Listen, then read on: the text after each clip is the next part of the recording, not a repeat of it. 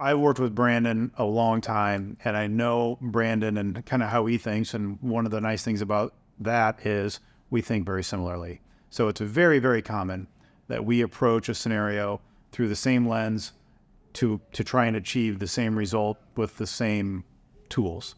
That being said, that's not always the case. But Brandon and I are strong enough professionally to challenge one another.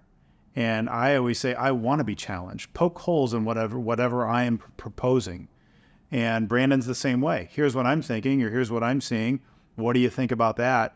And it really leads to a productive, positive conversation for the client when we're going back and forth and challenging one another on the tools or the process that we're going through with the client. Now, and I think that's some of the aspects when you're working with some of these family-owned businesses, when you talk about, what's sweat equity worth? What's fair? Because to a lot of our farm families, when they're looking at this, fair isn't always equal and equal isn't always fair.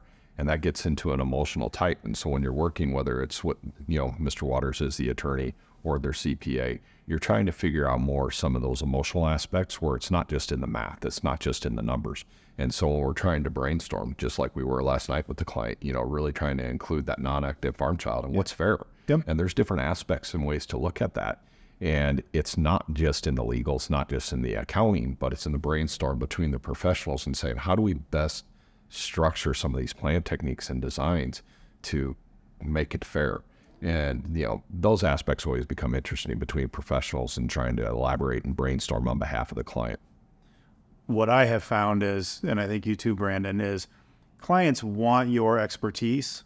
They want my expertise. They want to know that their trust is good and that their financial plan and insurance portfolio is in order. But what they really want is advice. Yeah. And so you got to have enough courage to give advice that you feel strongly about. And sometimes that means you're sticking your neck out there a little bit, but you got to do it. And I think one of the worst things that we can do as professionals is be an order taker, where they tell you what they want and you just crank it out.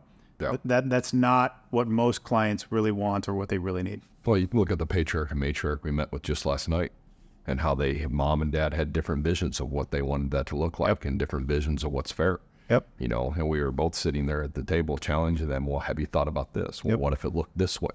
Here's the pros, here's the cons. Right. And, to your point, you never be an order taker. You challenge them to think of long range. How is this going to affect the transition of the operation?